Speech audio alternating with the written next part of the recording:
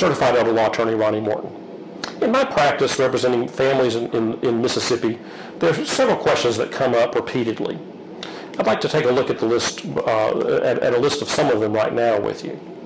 One frequently asked question is, do I really need an estate plan if I don't own much? The answer to this is almost always absolutely.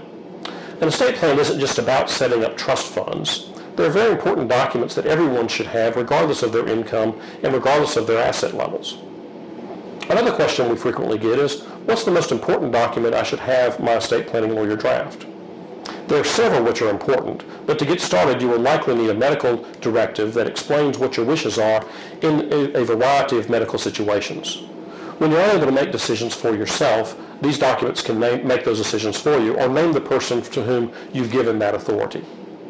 If you're married, your spouse will likely be the default decision maker, but by having your wishes outlined, this makes things much clearer for the physicians and other care providers that may be asked to rely on that individual. In addition, you may choose someone other than your spouse, and you're free to do that if you sign those medical directives. Are there any other documents that I really need? Well, if you're not married, you should really create a durable power of attorney for your medical decisions and for your financial obligations.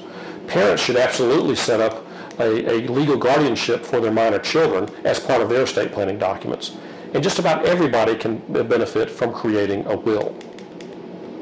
Another question we frequently get, aren't trust funds for the ultra-rich? Actually, they're not.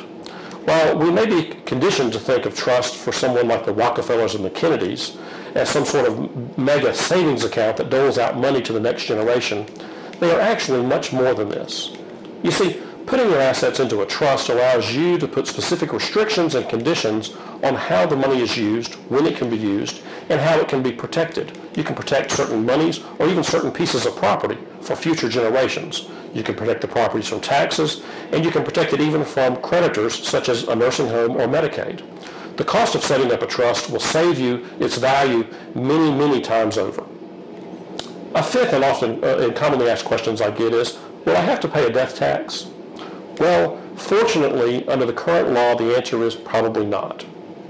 You see, for 2012 and in future, legislation has placed the federal estate tax exemption number at $5 million. This number is automatically doubled for married couples, provided that a timely estate tax return is filed at the death of the first spouse. So unless your estate is greater than $10 million and you're a married couple, or greater than $5 million as an individual, it's unlikely that you will have to pay any estate taxes at the time of your death. Of course, there are many, many other questions that come into play in doing a good estate plan, and I would welcome those questions if you would like to place them to me.